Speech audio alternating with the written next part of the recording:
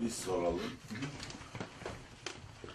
Abi, Cevap ver. Kemal'di değil mi? Kemal, evet. Biraz daha Sen onu- sandalyeni geri çekebilir misin abi? Öyle mi yapayım ben? Az daha, yo. Tamam, böyle otursanız olur. Sual önerebilir miyim? Evet.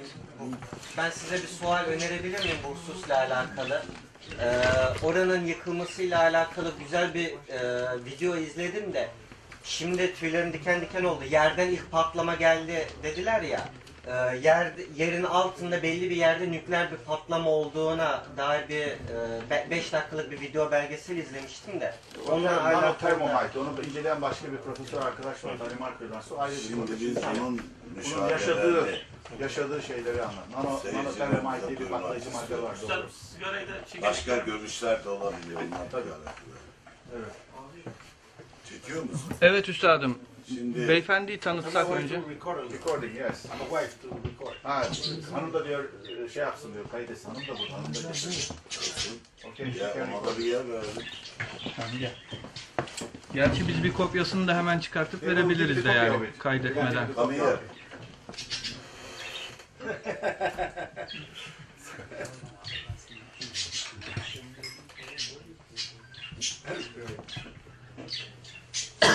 Okay. Come here. Bir yer verelim. Arkadaşlar şöyle bir kayarsanız kişi oraya. Hanım oraya oturmuşlar. Oraya mı geliyor? Şimdi çay. Tamam. Dikkat et. Getir çayı çabuk. Su varsa içelim yani. Black tea?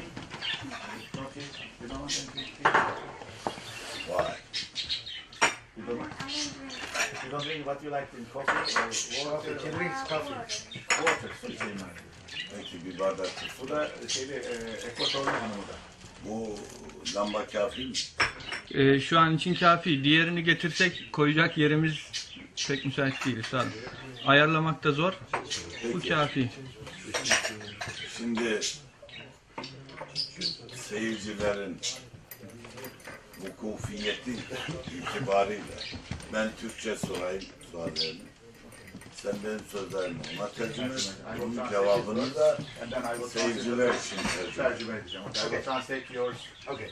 His verse into English and from English back to Turkish. Okay. Tamam. Siz 11 Eylül hadisesi sırasında kule binalarda ticaret merkezinde vazifeli idiniz değil mi? You were working as in the Twin Towers during the 11th September.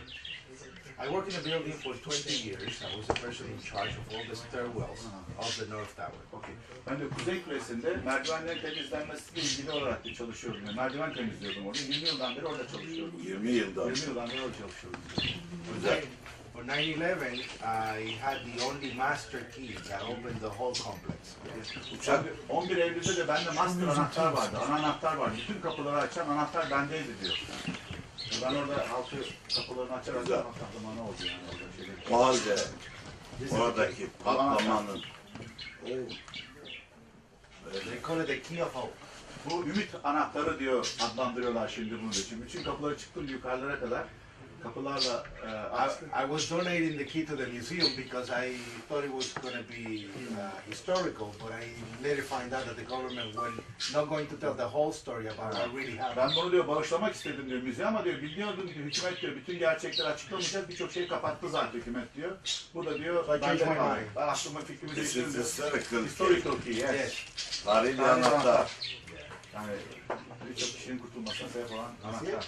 O halde Pass it around. 11 Eylül patlamasının İlk başta. en ciddi şahidi ve sebeplere, hadiseye vukufiyeti olan bir kimse olduğu anlaşılıyor. O zaman nelere şahit oldu bize So you know anlatıyor. that you are the witness of the first explosions and you are the witness of from inside story. You were living in the building, you are the survivor. And then please tell us about what happened in the beginning. I went in to work late. I wasn't going to go to work, and my supervisor told me to make it to work. He will help me sign the paper. I got there at 8:30 in the morning. I went straight to the basement number 1 of the North Tower. Okay. Ben diyor ki çok güzel bir gündü diyor. Biraz yani geç kaldım, biraz geç geleyim diyor, patrona söyledim diyor. Ama Yani demiş, güzel, hava güzel. çok güzel, hava güzeldi diyor. Diyor işe geç kal ama demiş patron sana imzala ben geleyim çünkü o merdivenleri 110 kat merdiven temizleyecek başka birisi yok diyor. Ben 110. kattan aşağıya kadar her gün merdivenleri temizliyordum orada diyor. Basement 1 dediğimiz yani zemin 1. katta diyor. Oturum arkadaşlarım 14 kişi oturup kahvaltı yapıyorduk. Neler yapacağız, neler yapacağız onu konuşuyorduk diyor. Yeah, there were 6 levels of basement, B1 all the way down to B6. B, A, B, zemin 1, zemin 2, zemin 6'ya kadar yerin altına 6 kat daha diyor zemin vardı diyor orada diyor. So I went to the basement number 1 and I was with the supervisor at 8:46 while I'm talking with him and 14 people inside the office. Yani ofiste diyor yani diyordu 14 kişi daha var. Ben de supervisor'ım yani benim şefim diyor. Yani şefle konuşuyordum diyor müdürümle. Saat 8:46'ydı diyor. 8:46 we hear boom an explosion Boom, very patlama oldu powerful Çok that büyük bir pushes şey. upwards. Bizi diyor yukarı kışkırtıyor. Henüz uçaklar yok. Yok uçak yok daha. No. Bu binanın altında bizi diyor yukarı vurdu diyor böyle. It lifted patlama. us. It lifted us and all the walls cracked. Bütün duvarlar çatlamaya The başladı. false ceiling fell on top of Bütün us. diyor tavanlar üstümüze çöktü. Water started coming from the sprinkler Şeylerden system. sprinkler bu su şeyleri var. Yangın söndürücüden su başladı akmaya. So the first thing that I thought was a generator just blew out from the Onlar mechanical room. patladı herhalde. Bir lira yok bomba patlıyor. İlk patlama Yok. bomba. Su attığını Ha, diyor. patlama. Oralar da Sonra patladı. patlama oldu tabii diyor ve biz jeneratör patladı aşağıda zannettik. And when I went to say, everybody screaming. Herkes diyor bağırmaya başladı diyor yani. When Herkes. I went to say it, we hear 6 to 7 seconds after, bah! All the way on the top of the building. 6-7 saniye sonra başka bir patlama oldu. Bum dedi. And that was the plane. O zaman uçak çarptı. So there was 2 different events. İki tane ayrı bir olay An bu. initial explosion in the basement. İlk patlama Anlaşılan zeminde. ikisini birden ayarladılar ama biraz fark 7 oldu. saniye. Bu da şahit olar. Çünkü bunlar zaten zeminde kalıp öleceklerdi yani. Birinci Ama anahtar vardı patlamadan bunlarda. kaç saniye sonra? 7 saniye sonra. 7 saniye. 7 saniye. Patlama oldu. 7 saniye sonra yukarıda patlama oldu. Yani anahtarın olması zaten hepsini şey yaptı, kurtarmış. Çünkü kilitli kalıp ölecekler zaten bir an çökmüş. At that moment, a person comes running into the corridor saying, explosion, explosion, Birisi explosion. koştura koridordan geldi. Patlama var, bomba var diyor. Başladı bağırmaya diyor bir kişi. Koridordan koşarak A geldi. black guy from Honduras, Honduraslı zenci bir adamdı bu diyor. who I never met before. Ben daha önce hiç onu görmemiştim yani. His name Felipe David. Felipe David diye birisi. His hand extended Elleri and açmıştı something böyle. hanging from the top of the Bütün fingertip. parmaklarından bütün etler sarkıyordu böyle. Derileri kavrulmuştu. And when he got closer, we realized all the skin was pulled from under his armpits Bütün and peeled off. ellerindeki deriler diyor soyulmuştu bütün diyor böyle diyor. And there was missing parts of his Yüzünde face. de patlamadan dolayı bir yanıklar var. And he was drenched in blood. Nobody wanted to touch him. Her yer, bütün her yer kanlı diyor. Hiç kimse ellemek istemedi onu diyor. Yani, So I went and started taking cleaning towels. ben de And I put it havluları around. aldım diyor. Sardım ona diyor. And I started helping him. And I said, don't move. Kıpırdama sakın dedim diyor. I was going to go inside the office to call the emergency medical unit. İlk yardım tıp merkezine arayıp yardım istemedi. That was located on the other building.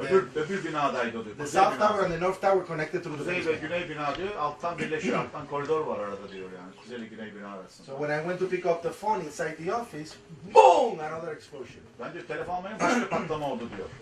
İkinci uçak. Değil. Bir de Tekrar basement. patlama. O da tabii zemindeki patlama gene. Aa. Daha uçak yok ortada. And everybody started screaming. The floor Herkes started tekrar shaking. bağışlamaya başladı. Tekrar insanlar. They went inside the office on the door thinking it was an earthquake. Deprem oluyor zannettik biz diyor. Yani alttan geliyor patlamalar.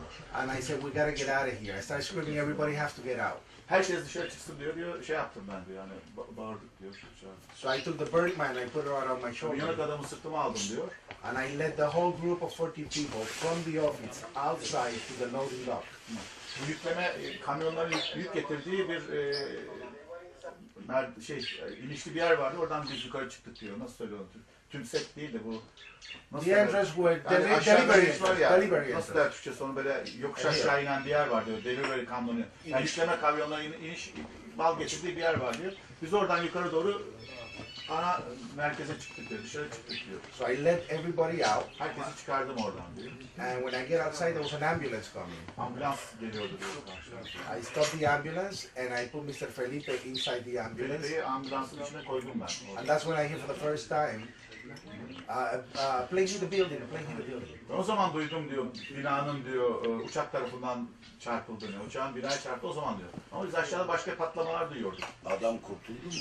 And it was the It was radio, safe. it was a radio. Philip was safe. He survived. Sürver yaşadı yani. He was in a coma for 13 Koma. weeks. 13 hafta komada kalmış. Philip. And then it's on YouTube, the encounter. You can actually watch it on video on the YouTube'da var hep internet. bunlar internette. Yeah, Evet. the encounter that was made. And as I hear the plane hit the building, I look around and it's the transmission from the radio from the security guard that allowed people inside, and everybody on the street is looking out. Herkes yukarı bakıyor diyor bir şeye. Uçak çarptığı yere. And that's when I started screaming, "The people from Windows of the world, people from Windows." Ha, ben diyor bağırmaya başladım çünkü 106. katta people yani restoran vardı Windows yani pencere. Yani It was manzaralı, located on the pencere, manzara 106 and 107 floor. 106. 107. katlardaki yerde insanlar vardı bağırmaya başladım ben diyor. Çünkü hep orada kahvaltı yapıyorum. You were And that's when that's when I realized that I was very lucky because I went there every morning at 8 her sabah o'clock. oraya gidip kahvaltı yapıyordum orada. O gün sonra aşağıdaydım diyor yani. Şanslıydım diyor yani. İşe geç kaldım. Yeah. Incredible. Şimdi And so I started screaming, "We gotta go back, we gotta go back," and nobody tekrar wanted to go back. girelim içeri diyor. Bağırmaya başladı. Kimse de gelmek istemedi diyor. Binaya girip yukarı çıkmayı. So I took the radio from the security guard and I run by myself inside Radyoyu the aldım building. diyor güvenlikten diyor telsizi. Aldım binaya koştum ben diyor. And I made it to the south tower through the basement. Güney binasına şeyden girdim. Alttan girdim diyor güney binasına. And I went to the operation control center Operasyon merkezine gittim orada diyor. Operasyon merkezi vardı diyor. where they actually administer everything that was emergency. İlk yardım için her şey orada olması lazım diyor yani. Gözetleme, kamera, bakma, köpeklerin hepsi orada. To let them know that I have a person injured outside. Ben de yani dışarıda yaralanmış bir insan olduğunu söylemek için oraya gittim. And I was sitting with the radio, the window, Radyoyla diyor haber veriyordum. and nobody came out. Hiç kimse gelmedi. Everybody ran away. Herkes yok, boşalttı. Nobody was there. Nobody, hiç kimse yoktu orada. There's another guy that comes up named Jimmy Barrett from the basement of the south tower. Güney Kulesi'nden gelen Jimmy diye başka bir arkadaş da vardı. And I said, "What are you doing here? You gotta Ne get yapıyorum out." burada? Çık dışarı dedim ona. And he didn't even know what's happening because he was on the other tower. Öbür Way kulede down. diyor ne olduğunu bu bizim kulede bilmiyordu diyor. Kuzey Kulesi'nde neler olduğunu bilmiyordu diyor. When I turned around between the two towers, there was an employee entrance for the Marriott Hotel. Şimdi iki kule arasında diyor Marriott Oteli'nin personelin girdiği bir kapı vardı orada diyor. And there I saw a lady, a security guard, Bir kadın gördüm, bir bayan gördüm. Çalışan güvenlik görevlisi bayan vardı. shaking with fear. Titriyordu diyor kadın. And I said, "What are you doing here? What are Ne you doing yapıyorsun here?" burada? Ne yapıyorsun burada? Sordum ona diyor. Said, "You gotta get out." Çıkman lazım dedi. And she said, "I can't." Yani kadın dedi ben And I çıkamam said, dedi. "Why?" And she Niçin? said, "Because I am a new employee Ben yeni işe başladım burada demiş. and I don't want to get fired." Ben demiş işten atılmak istemiyorum onun için burada kalıyorum. Benim hayatımı değiştirdi diyor. The Onun o wrong, sözü benim hayatımı yeah, the değiştirdi. wrong sense of responsibility. Yani And I said, yanlış "You gotta get out." And I görmüş. pushed her out of the Çektim building. çıkardım onu diyor. And I took it Aldım, outside. Çıkardım götürdüm işte. Yani And then I went back again, and everybody's screaming, "Don't go back, don't go back." And I go back and I go to the North Tower. Ve gitmedi. Ben Kuzey Kulesi'ne geçtim bu sefer diyor. And then I found a guy that worked for the recycling company. Bu recycling hani atık eşyaları toplayan hani plastik, kağıt, cam onları ayırtlayan bir adam vardı diyor. Onunla And gördüm. he said, "I hear screams." Onunla konuştu. O dedi ki bir scream yani bağırmalar duyuyorum, sesler duyuyorum diye söyledi bana diyor. But I could not hear anything because I Ben was de hiçbir şey duyamıyordum too diyor. much noise from the water. Bu sular diyor, diye sular akıyordu diyor. Yağmurlama sistemi var diyor. Yangın söndürücüler. And Borular each patlamış tower diyor. have more than 110 elevators. Her kulede 110 tane asansör var diyor. Her kulede 110 tane asansör her kulede. So I put my ear in one of the freight elevators, Ben yük asansörünün kulağını dayadım diyor. and I hear two people screaming, "Help! Help! Help!" 2 kişi vardı diyor. Yardım yardım diye 2 kişinin bağırdığını duydum orada diyor. Şeyde yardım asansörü, yük asansöründe. And I say, "How many of you in there?" And they Kaç say, kişi "2 vardı? people." 2 kişiyiz dediler. And then they scream back and say, "We're gonna drown! We're gonna drown!" Ve bağırıyorlar, biz boğuluyoruz diye bağırıyorlar. And I couldn't understand why. Anlamadım diyor, neye diyor. And what happened was that when the explosion happened, these two people went inside the elevator, and they were below me on the basement too. And instead of going up, the elevator started going down. They lost power and they got encapsulated between 2 floors. Şimdi burada patlama olduğu zaman zeminde bunlar asansör içindeymiş. Asansördeki asansör yukarı çıkacağını aşağı indi diyor. Orada takılıp kaldılar diyor yük asansöründe.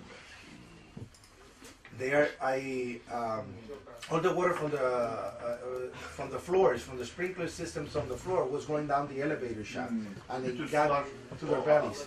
Akan sular asansör içine dolmaya başladı. Bellerine kadar da suyun içindeydilerdi adamlar diyor. And at that moment, I said, "God, please help," Aman Allah'ım bana yardım et diye dua ettim ben diyor. because I didn't know what to do. Ne yapacağımı bilemiyorum. And I looked around and I found a metal pipe. Bir metal bir boru buldum diyor. And I took the pipe and I opened the doors, and the doors opened this Kapıyı way. açtım diyor. Kapıyı aşağı yukarı açılıyor diyor. Sağa sola aşağı yukarı açılıyor. Aşağı yukarı açtım diyor. But there was no elevator. Ama asansör yoktu orada diyor yani. They were below. Aşağıdaydı. So when I looked down, I see these 2 people with water up to here, looking up, saying, "Help, help!" Asansörden bakıyorlardı buraya kadar su içinde yardım yardım diye bağırıyorlardı diyor. Yeah, I could see them because it was a free elevator. It has a mesh Diyor, top. büyük asansör olduğu için üzerinde diyor tel örgü vardı diyor. Onu da örgülerden telden görebiliyordum onları yani. So at that moment, I said again, "God, please help." Allah'ım bana yardım et dua ediyordum diyor. And the first thing that came to my mind was that in the area where they had the garbage compactor of the World Trade Center, the electricians have a cement pillar where they tie the ladders. Merdivenleri bağladıkları bir yer vardı diyor orada diyor.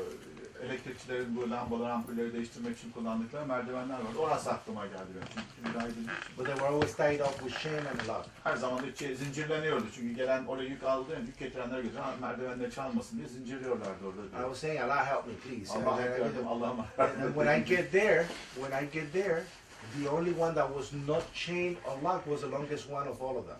Bir tane zincirlenmemiş vardı diyor. O da en uzun merdiven orada boştaydı diyor. So I took it, I ran Kader. back, I dropped it, Ben koştum And öyle when indirdim diyor merdiveni diyor. and I pulled these 2 guys Asansörün out. içine. Asansör içine indirdim, 2 kişiyi kurtardım diyor oradan diyor. Pulled them out, took them outside with the help of the other guy, Diyor. Dışarı çıktılar onlar. and put them in an ambulance. Ambulansa. And they went back a third Tekrar time. girdim diyor içeri. And people screaming, "What are you doing? You're Gerçekten crazy!" kahramanmış. Gerçekten you're real. Real hero. I was desperate. I was desperate.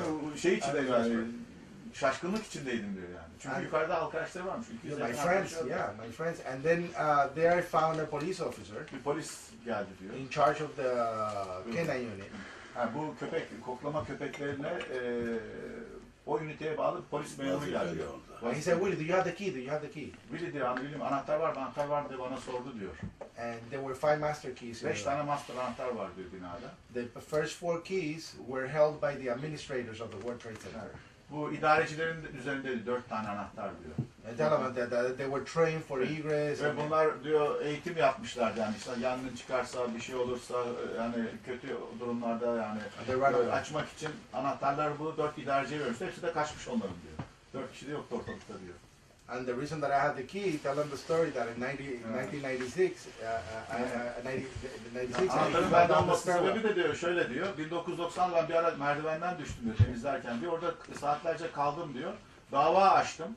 Dedim ki ya ben burada düştüm kimse bana anahtar verin dedim diyor. Çünkü normal bir temizlikçi yapıyordum diyor. Onun üzerine bana bir tane anahtar verdi. Bir tane kapıyı açan anahtarı bana verdiler diyor.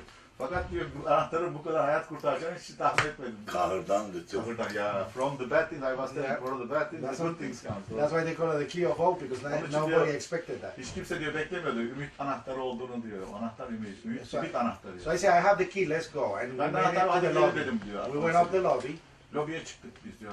and those I found the heroes there. Orada The- diyor, kahramanlar vardı orada ya. the Etfaikileri farmers. gördüm orada diyor. Hakikaten kahraman insanlardı onlar diyor. And they have all those kilos in their back. Kilolarca yük vardı üzerinde. İşte bu çekişler, kesiciler, gaz tüpleri, oksijen tankları. Onlar sırtlarında diyor yani 25 ile 60 kilo arasında yük. And the police said, "Follow him, he knows the building very well." Polis dedi ki onlara bunu takip edin. Bütün binaların her Yes, yerini bu thank biliyor diye ve anahtarı bunda var diye bunu takip edin diye polis onlara söyledi diyor etfaiyecilere. And we started going up, and I started opening the doors. Ben diyor yukarı çıkmam, bütün kapıları açmaya başladım ben. And the reason that I have to open the doors was because, tell them the whole story about that. Every 3 floors on a road, the doors will not open, and then one will open, and then 3 will not open, all the way to the 110th floor. 110. kata kadar diyor, her 3 kapıdan birisi açılıyordu, birisi açılmıyor diyor kapılar. Çünkü yani yangın olursa bir şey olsa aradaki yangın ara katta kilitli kalsın. öbür katlara sıçramasın diye diyor. Biz çıkıyorduk, bir kat çıkıyorduk, öbür katı açıyorduk diyor. Atlaya atlaya diyor yukarı kadar çıkıyorduk. Bina hala çökmedi Bina ya. çökmüyor da öbür binaya daha uçak da çarpmadı. Aa, Olay arasında tabii aşağıda 2 tane patlama oluyor. Yukarı bina çarpıyor, öbür binada uçak yok ortada. And then I found a lot of people and kept telling them exactly where to go. Yani ben her insanlara da şeylere bu Because they will stay, yeah, they will, the people from the offices, they will stay in the middle of the floors. diyor, bütün insanlar diyor, Waiting for ortasına instructions. toplanıyordu diyor insanlar, çalışanlar orada. Ne yapacaklarını söylenmeleri için, yani ne yapacağız, nereye gideceğiz, nereden kaçacağız diye herkes yukarı toplanmış hep insanlar. While the firemen will go inside offices looking for people that were wounded, I was actually leading people to the stairwell. Biz de gidiyorduk, oradaki insanları şeye çıkarıyorduk, merdivenlere çıkarıp aşağı boşaltma yapıyorduk. Then I found myself 2 and 3 floors above the firemen. Ben de bir baktım, By 2-3 kat myself. yukarılarındayım diyor asansör şeyinin, merdiven 2-3 kat yukarı, şeyciler, etfaiyeler aşağıda kalmış diyor. I'm like, what's going on? I couldn't Anlamadım understand. diyor ne olduğunu diyor. Çünkü devamlı merdivenden çıkmış, her gün 110 kat inip çıkıyor. Çok kuvvetlenmiştim yani. Allah'ın bir şey kuvvetli. Yeah, and tell them, yeah, because I was physically, Çok kuvvetliydim yani, and fiziksel that was olarak. my job. I was Demişim there, de yani. and I didn't have any equipment in my bag. Bir de equipment yok üzerine, malzeme yok üzerine taşımak için diyor. So as I go up, I hear explosions in different areas. On the Çeşitli lower bölgeler ama area. yukarı çıkarken çeşitli bölge patlamalar oluyordu diyor binanın içinde. Yani biz 25-24 aralarda patlamalar oluyordu diyor. And I get worried, and I go Ben de and I ask the şaşırdım. firemen. Firemanlara sordum yani itfaiyeci ne oluyor diye sordum ben, patlamalar var diyor. And they told me that it must be the gas tanks blowing up Dediler in the ki kitchen. belki gaz sıkışması oluyor, gazlar patlıyor dediler. Dediler I said, but they diyor. were all electrical. Ben dedim hepsi elektrikli bunların, hiçbir şey gaz yok. Ama makes no sense. Hiçbir bir sens yapmadı, hiçbir şey Vay. değildi diyor.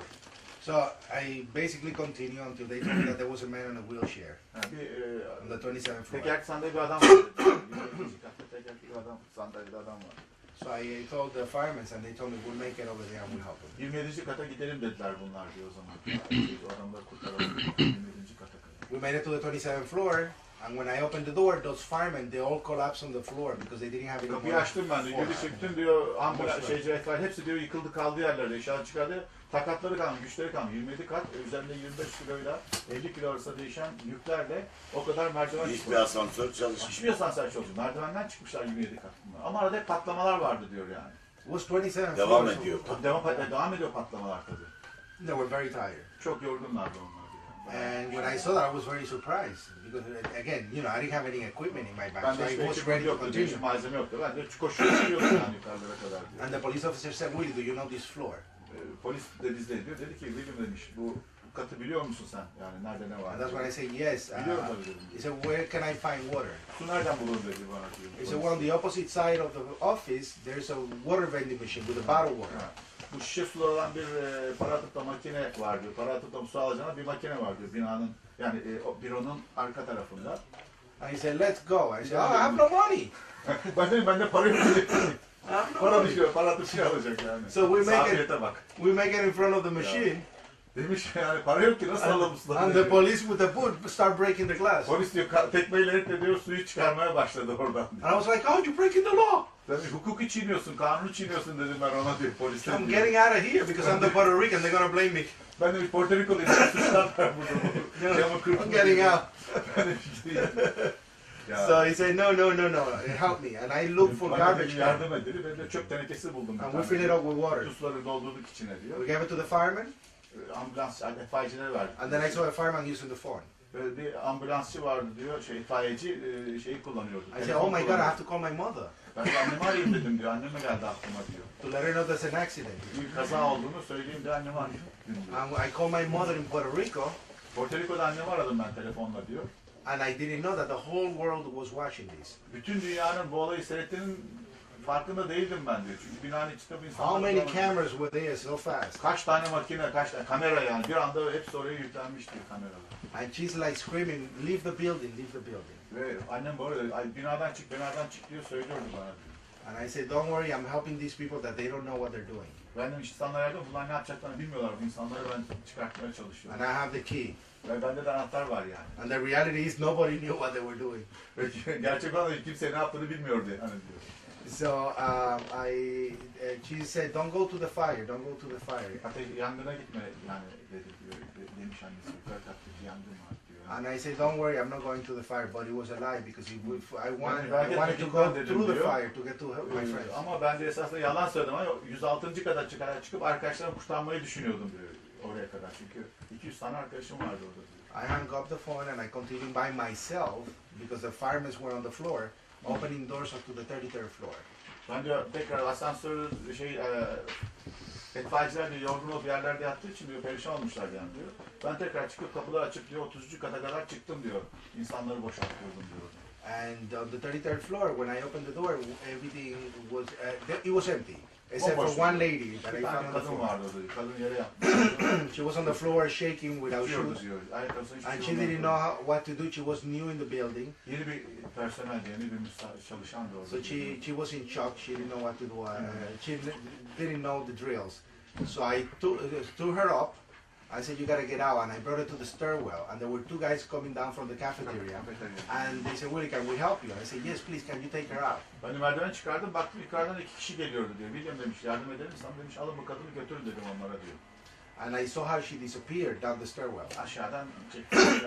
Then I went back to the office, Ofise girdim tekrardan. because there I had a closet that I call my office, where I have all the cleaning Benim supplies. bütün temizlik malzeme olduğu bir bürom vardı orada 30. katta diyor. And I wanted to take a box of dust masks Ha, bu toz maskeleri var, onlardan almak istedim. that I use for cleaning the stairwell to give to the people so they would not İnsanlara smell the vereyim smoke. de duman gelmesin onlara, tozdan zarar And görmesin. when I go there, what do I hear? That on the 34th floor, the floor above me, I hear boom, something very heavy being moved on the floor, scratching the floor. Very heavy equipment. Şimdi çok ağır bir malzeme vardı yukarıda diyor. Öyle bir şey duydum ben diyor. O kat boştu diyor. Diye bir sesler geliyordu diyor. Benim diyor yukarıki katta yani 30. katta, 34. katta bir malzeme varmış yani. Demek And it's the first time that I feel İlk total defa fear, diyor korktum orada diyor yani. Çıkamadım because diyor. I knew it was an empty floor. Biliyordum bomboştu orası diyor kat. Bomboştu ama sesler geliyordu oradan diyor. I used to hide there for lunch. Böyle bazen diyor yani öğle yemeği yemek için saklanırdım oraya diyor. Because I had the key, that's Anahtar why. vardı ben her yere. So I knew it was empty. Biliyorum boştu And orası. for me to hear that, it scared me. Ben onu It was duyunca the da only korktum diyor. door that I did not open, Bir tek açmadığım kapı orası vardı. and that was not investigated. O da incelenmedi yani. Who was there? Ben direkt rapor verdim diyor komisyona, hiç bu da incelenmedi. Bu konuda incelenmedi. Ne vardı orada? I continued by myself to the 39th floor, 39. kata kadar çıktım ben diyor. and finally, when I get to the 39th floor, after getting people out, there, police officer David Lynn comes from the other stairwell with the two fire chiefs.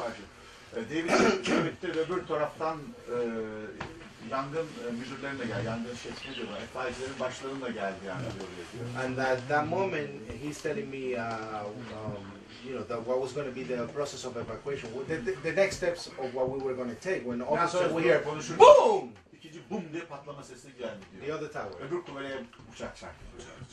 And at that moment, that creates a sound wave that makes our building, even though it came from the other building, our building shakes so much that inside we hear pa pa pa pa pa pa. Bizim bina diyor şu anda pat pat pat pat pat sesler çıkmaya başladı diyor. And then we hear Willow 65, Reload On the radio. 65, radyoda 65. kat diye duymaya başladık. meaning the 65th floor collapsed floor by floor by floor up to the 44th floor. 65. katta ise patlama pat sesler 44. kata kadar yıkılmış. And I go crazy there. I said, we gotta go up because we're not 5 floors away. Yani arkadaşlarıma gideyim diye I start düşünüyorum. screaming, we gotta go up, the people, we gotta go up. Ben hala yukarı çıkalım diye düşünüyorum. 65. And the kat, police 44 officer kadar. said, no, Willie, 20 kat çökmüş yani aşağıya. you've done enough, but you don't get paid for this. Dedi ki bana polis, ya bileyim tamam yeteri kadar yaptın zaten, yardım ettiğin insanlara bu yapacağın iş için para ödemezler sana dediler bana diyor. And I got very Her şey angry. para. Materyal. Yeah, I got very angry, like Çok I kızdım needed diyor. to pay, to Sanki be para paid. için yapıyordum sanki ben bunları diyor. And I said, I'm going up, I don't Ben care. gideceğim diyor, umurumda değil dedim diyor. He said, no, you're still a civilian. Fıtraten Müslümanmış. You're my responsibility. Şey, He said. Söyle ona fıtraten. You were Muslim from inside. I didn't know. at that moment. Bilmiyorum. And at that moment, he said, better if you give me a hand with the man on the wheelchair that is on the 27th floor. 27. katta sakat bir adam var, onun diyor kurtaralım diye söyledim diyor bir şey. So I said, I will help you. Yardım edelim I diyor. will get him out, but I'm coming right back because I'm not giving the key to anybody because they told me if I lost the key, I will be fired and I will have to replace every lock in the building. You will be doing it. Bana diyor anahtarı bir kere vermek isterim çünkü anahtar bana zimmetliydi diyor. Kaybedersen hem işten atacaklar Hem de diyor bütün anahtarların kapılarını değiştirmesinin masrafını benden alacaklardı diyor. Kimseye de vermek istemedim anahtarı. So I ran to the 27th floor 27. kata gittim diyor. and I say, I have orders by the police to get this man out already. He was taken from the wheelchair and put on a rescue basket. Zaten ben gittim de 27. katta o kurtarma sepeti vardı. Onun içine konmuştu o sakat adam diyor. Tekerlekli sandalye. So 3 of the firemen, as tired as they were, they stood up and they helped me. Yani o kadar yorgunlar ama itfaiyecilerin onlar da diyor kalktılar yardım ettiler 3 kişi. As we go down, we hear the screams of people stuck inside the elevator. Biz inerken diyor asansörde kalmış ve bağıran insanların seslerini duyduk diyor orada diyor. And I was so shocked because when I went up, I think it was so traumatic that I, basically blocked it. And I look at the firemen and they're going like, moving they cannot do Ben de it. ambulans itfaiyecilere baktım bir şey yapamayız dediler diyor. Asansör çakışanmış insanlar bağırıyorlardı hepsini. And as we go down, we hear boom, and it's from the other tower. Öbür binadan tekrar patlamalar oldu diyor yani. And it could have been the collapse of the other tower. We have no idea because we're not Patlamalar gösteriyor. Ama hiçbirinin yazmadılar benim raporumda diyor. Kissinger diyor raporun içindeydi, vazgeçti sonra diyor. Şimdi bu Yani bu gösteriyor ki içeride patlama. uçak Yok bahane. çarpması değil bu. Yok değil. İçeriden patlamalar var diyor. İlk zaten zeminde patlama. Uçak çarpması Bahane, kamufle. kamufle. Yani uçakla bahane oluyor, uçak çöküyordu, yakıyordu, hiç yalan. So we made it to the lobby. Lobiye indik diyor oradan diyor aşağı. It was destruction everywhere because the other tower is gone. Öbür kule çökmüştü zaten diyor. Ters. One of the firemen said, "Go get the ambulance ready." Ambulansı çağır diye beni dışarı yolladılar bunlar. So I go to the front of the building. I left everybody in the middle of the lobby, Herkes de lobide kaldı diyor. Ben dışarı çıktım. and I go to the main entrance where they have Ana the revolving çıkışa doors. çıktım diyor. Bu döner kapılar vardı oradan. Everything destroyed. Her şey yıkılmıştı diyor. Çünkü aşağıda. And when I get to the center of what was a revolving door, across the street, the police have the area cordoned out with the yellow tape, the yellow criminal tape. Sarı bir bantla diyor polis çevirmişti etrafı diyor orayı. And at that moment, when they see me, they start screaming, "Don't look back! Don't look back!" Polis bağırdı bana, bakma gelene, bakma gelene, koş diye bana söylüyordu diyor polis. So of course, when they tell you don't look back, what's the Söyleyince diyor, first thing you bakma do? dedi, ilk defa bir dönüp bakarsın arkana diyor yani. You're gonna look back. Mahşeri yaşadı. Ya, So I Dünyada turn around. mahşeri mahşer yaşadı. yaşadı.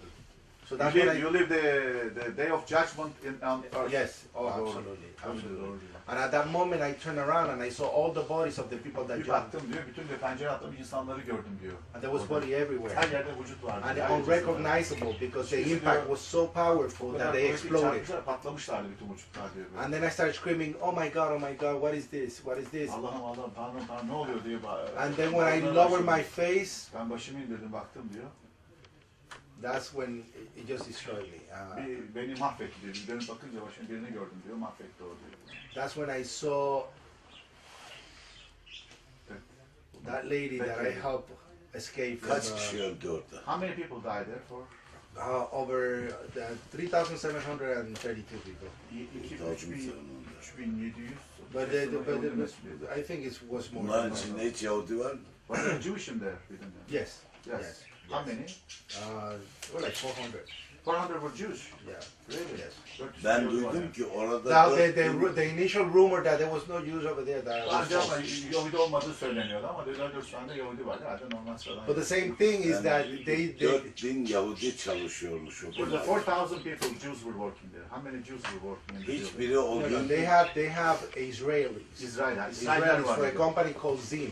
Zim diye bir İsrail firması vardı orada. That company moved but left a group, a skeleton group hiçbiri here. işe gelmemiş. None of them came to job. Israeli company. There was an initial.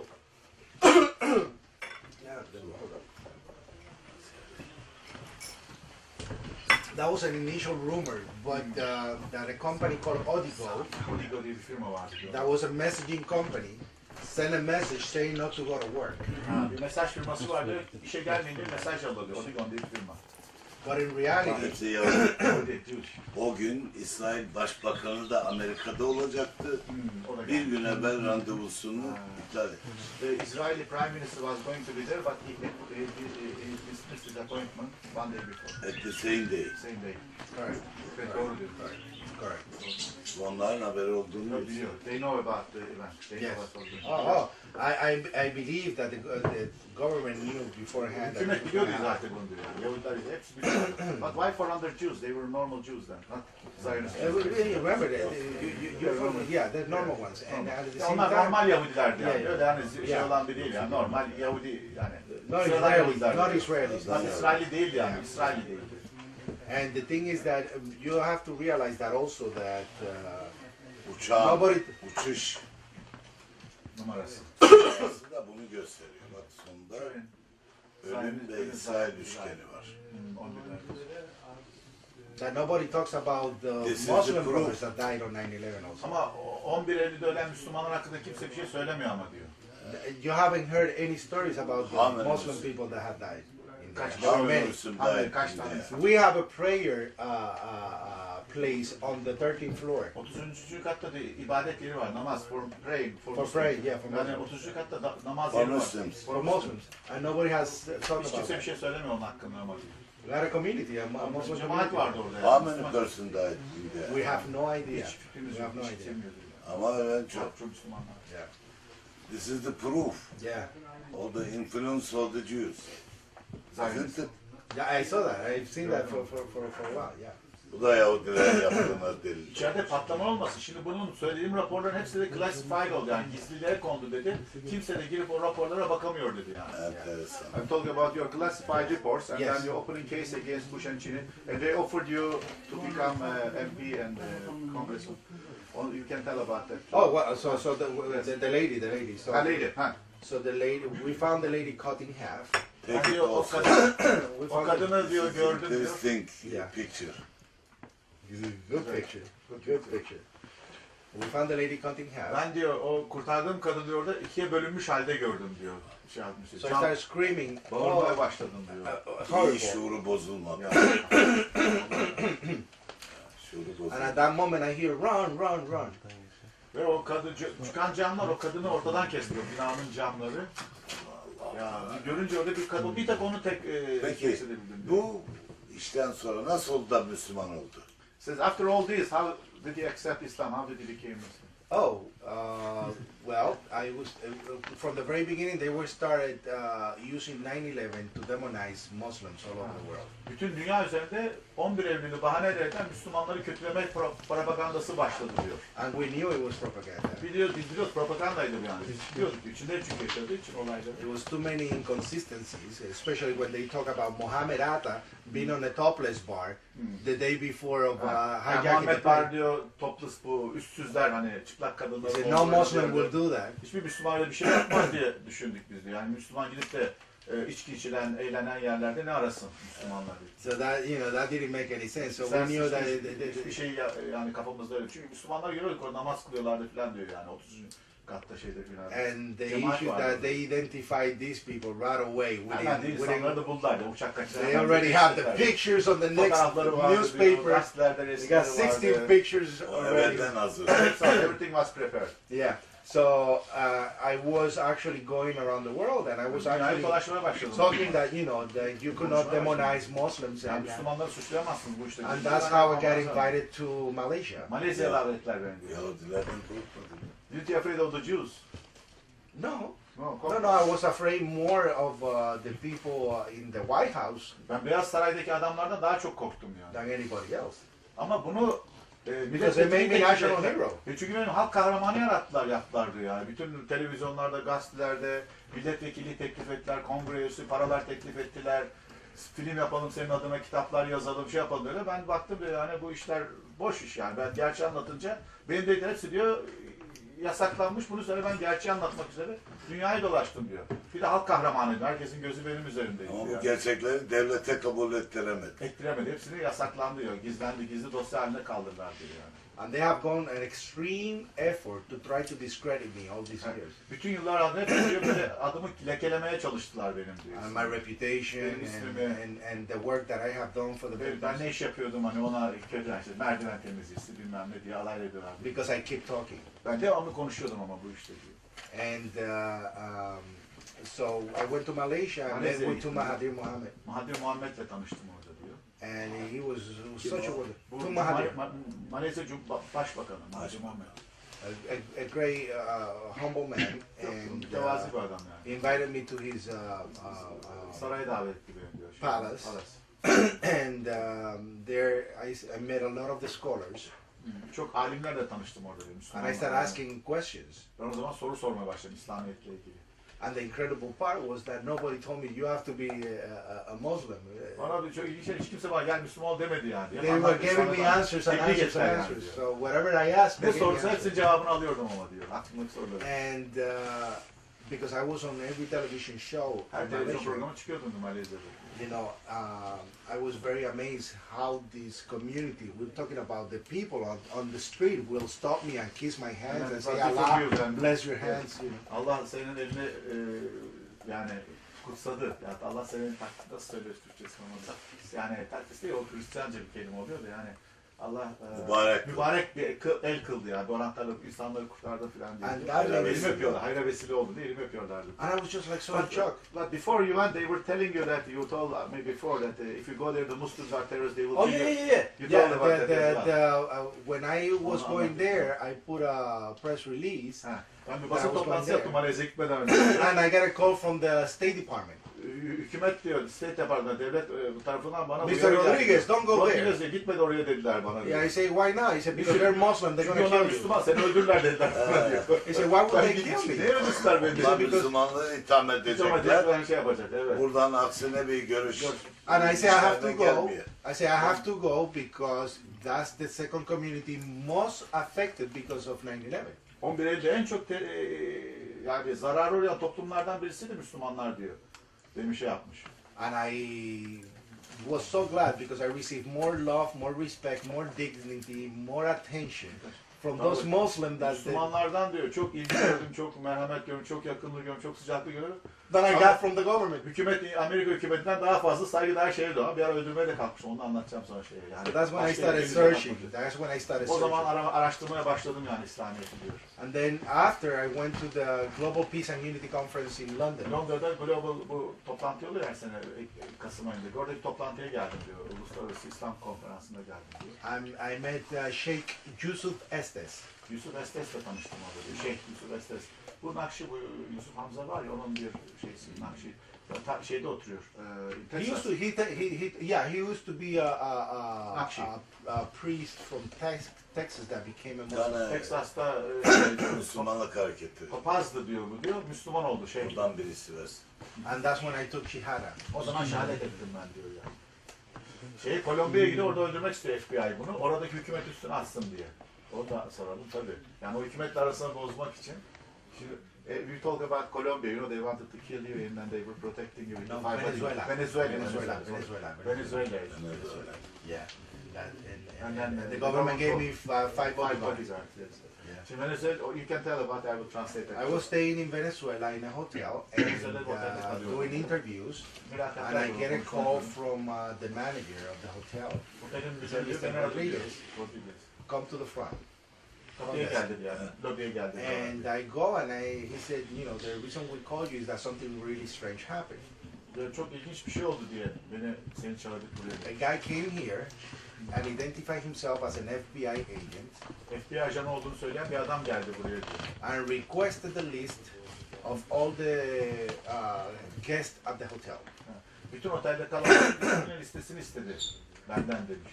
Because most of the hotels in that area of Venezuela are American. They thought that they had jurisdiction to go in there. Çünkü oradaki çok kalan yani bütün çoğunluğu Amerikalı ve oraya girip de oraya inceleme hakkı olduğunu zannetti FBI ajanı. So the guy, the manager said, no, you kicked them out.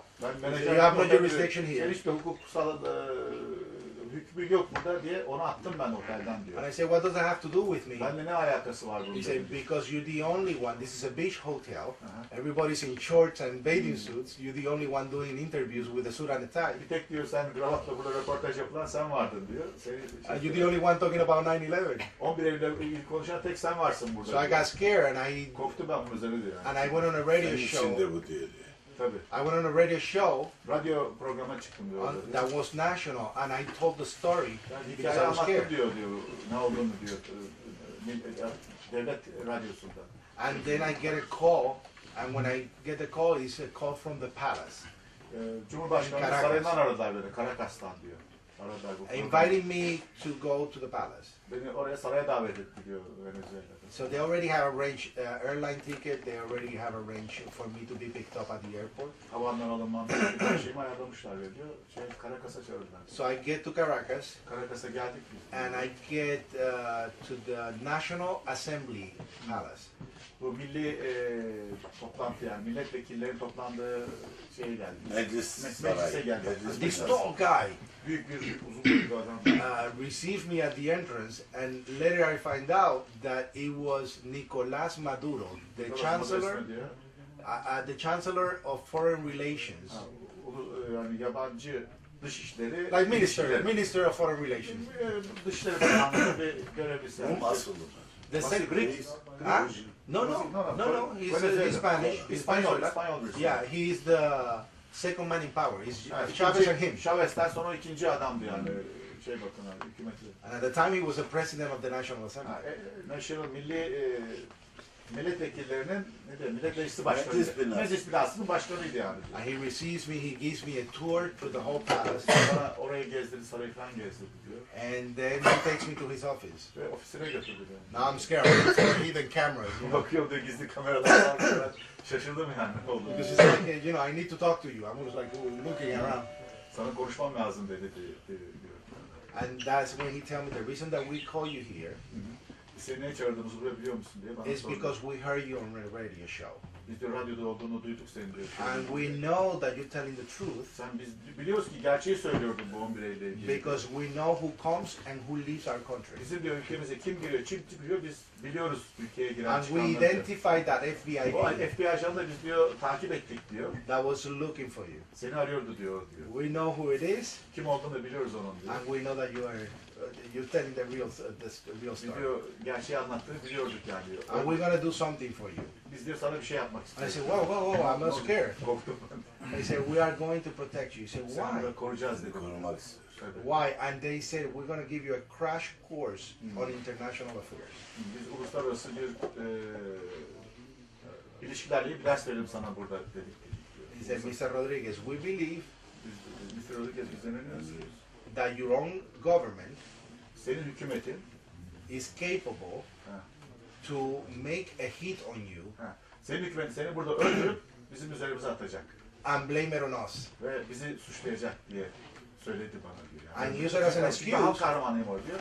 30 milyon İspanyol kökenli insan beni desteklemek, beni meclise sokmak istediler diyor. Fakat ben diyor gerçeği söyleyince And use it as an excuse to come in here and ve buraya suç yani seni öldürüp buraya işgal etmek bahanesini güdecekler. by saying, look what they did to that national hero. Yani bak sizin milli kahramanıza ne yaptılar Venezuela'da deyip diyor. Suçlayacaklar diyor. Onun için FBI ajanı biz takip ediyorduk diyor. So while you're here, we are going to protect you. İstanbul'daki biz seni koruyacağız dedi. And they gave me 5 bodyguards 5 tane muhafız verdiler görmedim. to be a guest of the government. So everywhere I went, even to the bathroom, I got escort. Banyoyla giderken kapıda misafirler vardı, bodyguardları vardı. Allah'ın için. Mazlum Müslümanları müdafaa etmiş olmasının mükafatı. Because you're protecting oppressed Muslims, Yes. this is the gift from God to you Yes, that God that was yeah, it was a great gift. Yes, It çok was a büyük great bir gift. hediyeydi Allah'tan. This is another my book. The Muslims Amerika'da ben Sassınçı The Müslüman Negro Islamic Negro- movement. Doğru söylüyorsun. Negro Islamic movement in America. Ya Allah'ın işi işte abi yani. Ama gerçekler elbette bir gün çıkacak ortaya. Bizde Ergenekon nasıl patır çıkıyor şimdi abi. Amerika'nın da. Çünkü bütün diyor söylediklerimiz mesela also there are firemen, they were talking reports Yeah, about I remember. explosion. There En only biggest 5 explosion.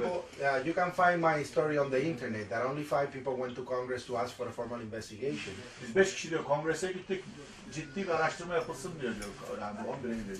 And I was one of those persons. I got the 9/11 commission 11 Eylül started. komisyonuna girdim ben diyor yani. Ama And after I do that, I testify behind closed doors. They didn't want my testimony on kapalı television. kapılar arkasında diyor bana diyor testimony yani söylettirdiler, konuşma yaptılar ama kapalı kapılar arkasında kaldı. Medyada değildi bu diyor yani. And the surprise was that when they came out with a final report, Final reportla geldikleri zaman diyor. my name doesn't appear in Çünkü 576 pages. Bu Yahudilerden korkmuyor. Evet. Bu Yahudilerden kopmuyor. Hem fıtratı icabı hem de Yahudinin gücünü fazla bilmediği için. Bilmediği için. Ha. Ama Amerikan hükümeti Yahudiden korkuyor. Halbuki yürüyüşünü yapıyor. Bunun için bu gerçeği bildiği halde örtüyor. Ya. Yahudi'ye husumetini aleniyete dökmeye cesareti yok. Fakat korkunun ecele faydası yoktur. O Yahudi Amerika'yı yıkacak. Fazla kalmadı. Evet. Yani konu yürüyüşler var şimdi. Yıkacak. O 7. bina var abi. O da çöktü, onu biliyorsunuz. Arkada hemen iki sıra hiçbir şey olmadan. Tabii o, I'm talking about the building number 7. There was no plane. There was no plane, no nothing. Uçak çarpmadı, patlama yoktu. Kendi çöktü. Always afraid from the Jews. Oh, the Jews maintain, they control everything. over Her şeyi there, that's kontrol for sure. ediyorlardı Amerika'da. That's just İsrail'in like, Mossad. it's something that you can't even question over there. Yani soru bile sorulmaz yani. Gerçeği görmüş. O kadar zulüm, o kadar... You saw the truth. But, Absolutely. And they that's the thing. They tell them that how I got arrested ben nasıl teklif 2 days before 9/11 this year. Bu sene diyor 10. yılında ben diyor 2 gün önce beni tevkif ettiler diyor, şey yaptı. Tabii onu da anlatsın şeydi. Yeter de vardı. No, tell. You know the story. No, That I went to do an interview for the federal government yani, for radio. hükümet içinde bir mülakata çağırdılar beni diyor. And when I got there, I got arrested. I put in Gittim a jail. oraya, beni tutup hapse attılar orada diyor. 11 Eylül'den 2 gün önce. And they hold me for 2 days 2 gün tuttular beni içeride diyor. and never told me the charges.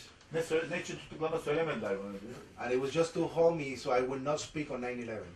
Tuttular ve 11 Eylül'de konuşmayın diye diyor beni. And even they did that, I reached over 500 million people. Ama ona rağmen 500 milyon kişi bizim diyor, şeyimizi duydu diyor yani.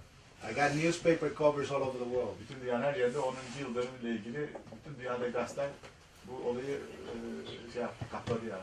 And up to this day, I still don't know the charges. Ben hala diyor bilmiyorum neye şarj etti. Yani benim suçum neydi benim? But they were so embarrassed when they found out that the media was already asking questions Çünkü medya soru sormaya başladı, utandılar diyor polis yani. that Devlet. they have to let me go. Evet, onun için bıraktılar beni yani. You know the names of the God. Neyse Several. Allah-u Teala. Allah Several. One of them, Hafiz. Hafiz. Hafiz is the protector. Yes. Koruyucu. Protector. Protector, koruyucu. You must say always, Ya Hafiz, Ya Hafiz. Ya Hafiz, Ya Hafiz. Ya Hafiz. All the time that Allah protects you. Ne oldu? Geri verdim. I was covering you. Çekemedin mi? Çektim. Tamam. Kaç yaptım. Tamam. Problem yok. Ya Hafız. Eskiden evler asarlarmış değil mi abi yani şeylere? Yangına Yani bulursak koyalım bari evleri yani. Because in the old times, in Ottoman time, they used to hang it on the walls. Ya Hafız. Yeah, Hafiz, yes. Ya Hafız. Yani you take tespih, I will get one inşallah. Hafız. Ben de bazı İngilizce İslami kitaplar vereyim. Çok da yok burada ama olanlarından Şey vereyim. lazımın varsa, İngilizce var onların, Mars Oceans falan. Buralarda var ama kalkmam lazım, yerim çok dar. Learn to thanks for his time. Zamanınız için çok teşekkür ederim diyor. Ben teşekkür ediyorum. Şerefliyab oldum. He's very happy to meet you. Ah, my pleasure, my honor. Benim de onların Gözüm. My honor. Pentagon patlaması için.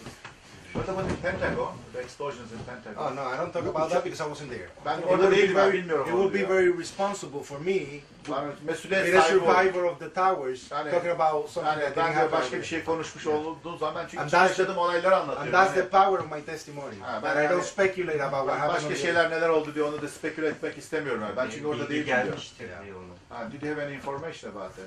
We do, Var tabii bilgi but var onda. you know, we give it to other family members from Pentagon to be able to talk about that. 2 tane aile var Pentagon'da konuşabilecek ama de onlar da işte korkuyorlar yani insanlar. Because it Çok would be korkmuşlar responsible Kadir for abi. Yani Pentagon'da yaşamış olaylar için mesela sırf ben Pentagon'la ilgili.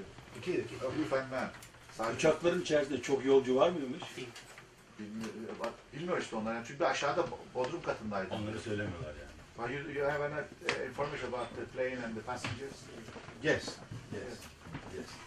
It's on my book. We're gonna. Kitabında var diyor. Ben de yolda tercüme ettirelim onu diyor.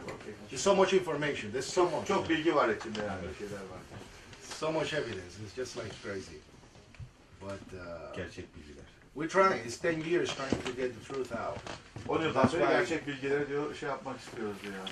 So if you go on the internet and type my name, William Rodriguez, you get millions of pages, but also you get a lot of people attacking what I'm doing because they don't want me to var do it. ama bir de çok yalan da haberler var, katıyorlar içine diyor yani. They're crazy people that even say that I didn't even work on the towers. Benim çalışmadığım My whole hikayede story is insanlar a bile lie. var diyor. That my whole story is a lie because they're nervous. They're nervous. Yani They don't want this information out. It's too much information. istemiyorlar diyor. Çok bilgi var yani diye. So people say that it's impossible that I save all those people. Ben bu kadar insanları nasıl kurtarırım diyor. Onunla ilgili diyor spekülatif şeyler var. İşte yalanlar yazıyorlar. When there's many videos of encounters of survivors with me on YouTube. Yani YouTube'da birçok kurtardığım insanlarla yüz yüze olduğu şey var. What about your friend who was killed 3 days suicide? Yeah, that was. Where was he working? What was he doing? He worked with me in the building. I Ben looked de for him. binada çalışan bir arkadaş var. I'm doing a documentary. Dokümenter bir film yapıyorum ben. And I found one of the survivors. I looked for him 7 years after. And Bir yıl after I aradım found onu diyor. him, O canlı kalmış kişiyi. he gave me an interview and 3 days Şunların after haberimden geliyor. committed suicide. Ben de bir interview yaptı. Onunla ilgili de dokümanını topladım ve diyor 3 gün sonra intihar etti adam diyor. That's going to be on the documentary. Belgesel falan hazırlama şeyi. Efendim? Belgesel hazırlama. İşte onu hazırlıyorlar şimdi. O var. İnternette İntihar, öldürülmüş. yani öldürdü, intihar etti diye söylediler 3 gün sonra. İntihar süsü verdiler. Yani. Amerika bu her şeyi yapar. Kendi insanlarını da öldürüyor yani. Amerika kills even their own people. Well, the story with Ted Gunderson. Ted Gunderson diye bir my arkadaş friend. var mesela. I became a very good friend of a former director of the FBI. FBI'ın müdürünle diyor çok yakın arkadaş oldum orada. Ted Gunderson diye bir Ted arkadaş. Gunderson, and he was the first government official to actually be brave enough to say that he met Osama bin Laden in the United States. Osama bin Laden'le tanıştığını söyleyen bir adamdı diyor. FBI Nobody has direktörü known diyor. that story. Nobody knows that story. Kimse bilmiyor o hikayeyi yani diyor ne var diyor. But I have it, and I'm going to make it public. You see? Yani This is O da a öldürüyor. gift for you. Excuse me, I Yeah. am not a large one. This is just like your Size. wife. Great. Dile gracias, mami. Thank you. Mano en el corazón. Öyle bir şey yok. Kemal Bey bir soru sorabilir miyim? Buyurun. Bu Put it İyi up, bak. put it up. hayatımı değiştiren bir nokta demişti. O Hayatımda yaşanan şimdi kadınla ben diyor. tanıştığında Tanıştılar evet. o nedir yani? Şimdi o kadıncağız orada çalışıyormuş. Bu yeni başladım ben işe demiş. Ya demiş kaç patlamalar oluyor. Ya demiş ben işimden atılırım, işsiz kalırım. Bu işe yeni başladım. Deyince diyor ben demiş ya yani insan hayatından burada iş insan hayatından daha mı mühim diye diyor. Thank you. Yani insan hayatından daha mühim diye düşündüm orada diyor. Talking about the lady in the Marriott Hotel. Yes, yeah. It changed your life as well. Then. Yes, yes, yes. Well, you know, Everything is money. Materialism. everything. Everything. Her şey para yani. The worst word, just materialism. Materialism. And that's the incredible thing is that people will see me. I raise millions of dollars for the victims. Ben I'm telling you. şeyler için yani bu And people didn't kurbanlar know için milyonlarca dolar para topladım ben. that I was homeless. Ve ben de sokakta kaldım diyor. Köprü altında yattım arabamın içinde. I was living under a bridge Londra'da o zaman yani. because they saw me on television always on a suit. It was the same suit. Her zaman aynı takımı bize de görüyor. Her zaman And the only thing I changed was the tie. Diyor, sadece kravatımı değiştiriyorum. I would sleep in my car, but the only thing I changed my tie. Çünkü işimi kaybettiğim şeyimi kaybettim. But Fakat I o was- hatlar için diyor para topladım hep diyor onlara diyor. And if you look at the pictures on the internet about my presentations, it's always the same suit. Her zaman aynı elbise yani. So it was because I wanted to give respect to the memory of the victims. Hani kurbanlar için diyor. Şimdi ne iş yapıyorum? Şimdi bu konferanslar gördü. Şimdi Türkiye'ye geldi gezmeye. Türkiye'ye geldi. Beraber bir kez dedik. Biz Van bölgesine gidecektik Kadir abi. Yok şey yapıyor. Daha konferanslar falan var diyor. Van'a uçak yoktu. I told you about the one earthquake. I gotta go. Earthquake, yes. You go to the Dolma Bahçe kaldı. Van'a gidelim dedi. Hani Van'daki o depremde olmuş insanlarla görüşelim diye. Peki şey. Evet. Sonra uçak çok ters zamanlarda. CNN burada görüşürüz böyle şey. Yani zamanla sonra ajansla bir konuşma yaptık. Türkiye'ye gelmekten memnunum. Are you happy to come to Turkey? Oh yes. I was inviting him. Yeah, I was telling him that I went. I thought that Turkey was going to be like Egypt, and I went to Egypt, and it was chaotic. It was crazy over there. Çok diyor kargaşa vardı orada diyor. Mısır'a gittim diyor. And we were talking about it because we were there 2 weeks before the revolution in Egypt last year, Mısır'daki ihtilalden önce yani 2 hafta önce oradaydık diyor Mısır. and it was totally different. It was You must the image see here is the- most beautiful. Famous mosques all And we're İstanbul. going today. We're going today, inshallah. We're going to the blue mosque and Dolmabahçe Saray. Yeah. Dolmabahçe'ye gidelim. so hopefully, inshallah, we'll be able to do as Topkapı many as Palace. possible. Topkapı. And now, since we're not going to the earthquake, Biz Van bölgesine gidecektik Ağrı'ya. then we can take the day Sen mi gezdiriyorsun? Ben do all. gezdiriyorum evet. No, Zaten daha yıllardan önce davet ediyor. Topkapı'yı görsün. Topkapı'ya da gideceğiz. Dolmabahçe'de de arkadaş var onun müdürü. Kemal onu şey yapacak. O zaman ayarlar bize. Yeah. Yarın oraya şey yaparız. İşte programlar falan var bakalım. Daha önce biz esasında ben 15 Ekim'de şey vardı. 11 Eylül'le ilgili toplantı vardı. Snow dediğiniz soruya. Bu Amerikalı şeyde bir Danimarkalı Neil Harris. Neil Harris. Profesör bu adam. Bu nano termomite patlayıcılarının olduğunu ispat eden bir kalıntı var 11 Eylül'den bunun elinde. Biz onları toplandık. O büyük mıknatıs, o mıknatıs da Mars'a yolladıkları araçta varmış. Yani kuvvetli, çok kuvvetli burada. Normal mıknatıs gibi değil. Böyle oradaki madenleri toplayabilsin diye uzay aletinin ucundaki bir alet onunla gösteriyordu. Dedi bu çok yüksek teknoloji bir patlama malzemesi dedi. O şeyden binadan çıkanlar. I was talking to them about the explosions. It was a very very high technology. Micro. Tell them that one of the reasons that I'm here also is to plant the seed for a future conference also. Ben diyor bir de buraya geldim hani 11 Eylül ile ilgili bir konferansların bir şeyini yapalım burada. So I would love their support. So if we do something here, so everybody, Bir şey yapalım diyor, so desteklensin. you can bring everybody in, so we can do a nice Animasyon we conference. can call animasyon. Yeah. Even if we do 2 people, 2-3 kişi de olsa olur yani o Yeah. toplantıya böyle. Tony Ghosting var mesela bu Bilderberg'te ve Masonlarla ilgili çok kitapları var. so we can Arkadaşım do oluyor İngiltere'de orada. something very well organized. Televizyonlardan birinde yapsın bunu daha iyi. Daha çok dinleyen. And then bu akşam işte Konferans- CNN'den bekliyorum. Or- CNN'den or- bekliyorum sabah. CNN Türk. Çünkü şeyden konferansa İstanbul'dan birkaç adam gelir. Tabii. Televizyonda konuşursa Televizyon açık oturumda yapılabilir. Mesela şey gelse Tony Ghosting ama çağırırlar mı da bilmiyorum. Tony ile biz... Tell them the story about Mozambique. bu That we buradayken, went to South Africa. bu buradayken bir Yapacağım televizyonda onu yapacağız konuşsa. zaten yapacağız. Şey mesela Tony Ghosting bu masonlarla Bilderberg, Çekil'den komisyon devamlı çalışıyor. O da geçenlerde otobanda durdurmuş polis 2-3 yıl içeri attı adamı. Yani demiş işte çalıntı kart var bahane yani. O bir Yahudi bir kadın vardı. Müslüman oldu kadıncağız. Şeye geldi. Londra'ya sığındı bu. Almanya'dan kaçtı. 5 çocuğu var bunun. Kadın akıl hastası dediler bilmem ne dediler bu kadıncağızı. Çocuklarını elinden alıp yetiştirme yurduna verecekti. Bu kadınla ilgili bir çalışması vardı onun. Kadın da irtibatı kaybetti şimdi. Nerede ne yapıyor? İncelesen onun ucu da Yahudi'ye döner. Tabii onlar yaptırıyor. Polisi kullanıyor yani. Diyorlar işte bu kadın akıl hastası, bu kadın deli. Ve bu kadın adliye dedi. Çocuklarını elinden almasa Tony Ghosting onunla uğraşıyor. Dedi bunu yapanlar işte masonlar. I'm talking about the Tony, the lady, the Jewish lady became a Muslim. She came to England for protection. She escaped from Germany. She was a German Jewish. Oh, I know. No, I know her. But they lost contacts, we don't know. Tony Ghosting was arrested on the motorway. Otobanda geçirmişler abi bunu. 2-3 kişi, 2-3 days, they say No, you're the people. tell them the story with Mozambique. Mozambique'deki That we went to South Africa. Güney Afrika'ya gittik diyor diyor. And they expected the whole newspaper, all media expected a big fight because they have somebody accused of 9/11 from Guantanamo and the last survivor, and all of a sudden they see 2 brothers on stage that became brothers. And we got over 100,000 diyor, people. 110 bin kişi seyretti diyor. Birisi diyor Guantanamo'da kalmış bir şeyler, 11 Eylül içinde yaşamış bir kişi diyor. Karşı karşıya kavga etsinler diye düşündüler diyor medya diyor. Fakat biz bir kardeş olduk onlarla diyor yani. Bize muazzam Gruplar gibi olmadı. Olmadı yani muazzam bek. Mozambique.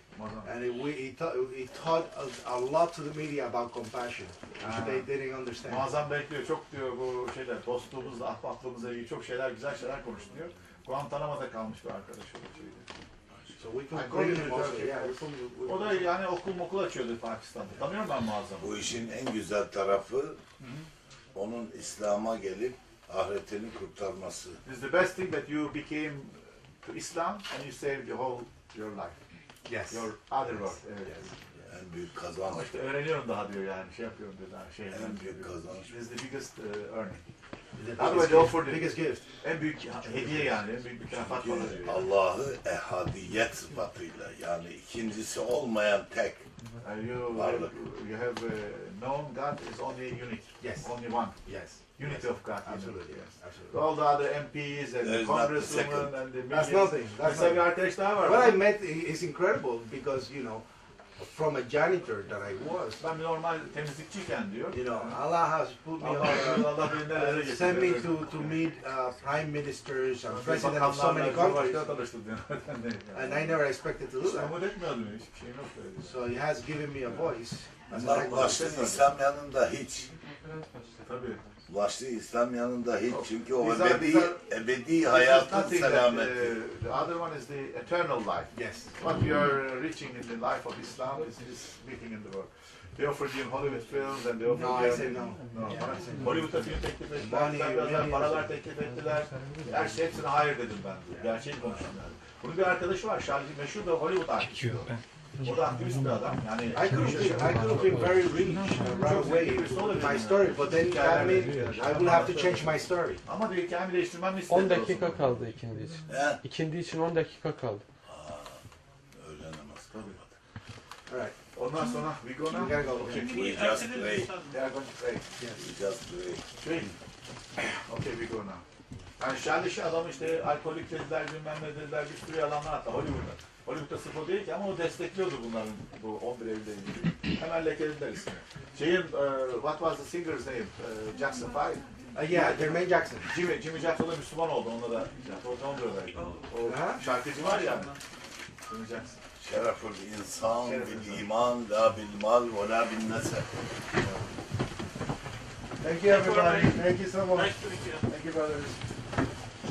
Salam alaikum, everybody. Aleykümselam. Gezdiriyorum, buradayız yani biz. Sonra bir ara uğrarız gene inşallah. Yani namaz vakitler olması. Tamam olsun, iş yaparız. Ayağına sağlık, güle güle. I'm very glad to meet you. Thanks for everything. Fi emanillah. Allah'a emanet. Allah'a emanet. What is Pray the for name? me. Pray for me. Emanet. Because I'm in a very difficult situation. Çok zor bir şey değil yani. Going around the world doing this is not easy. And I need all the help. İnşallah. All the prayers that you can give me. Ben çantayı nereye koymuştum ki acaba? Ha, he wants to take photograph. Fotoğraf çekeyim diyor hanım. Hanım da gazeteciydi bu. Şeyciydi, orada tanışmışlar. Journalist. Journalist. I was also journalist. We still in many books, yeah. And I issued With all these books, you're more than... weekly newspapers Ben çantayı nereye koydum acaba ya? years. Şöyle bırakmıştı acaba. And I was in prison 10 years also. Yes. I admire you for that. I spent 2 days and I was going crazy, imagine too. Diyor ki ben diyor bugün yapsın çıldırıyor. Pratik eksikliği. Cümleten Allah'a ısmarladık, görüşmek üzere inşallah. Çekmesene kardeş. Şu çantaya İşledim. Çıkın tek tek. Sizin çantam. FBI'ye mi vereceksin?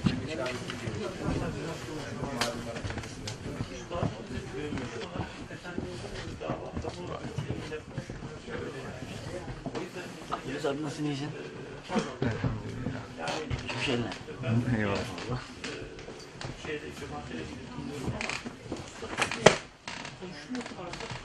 Yukarıda mı devam ediyorsun?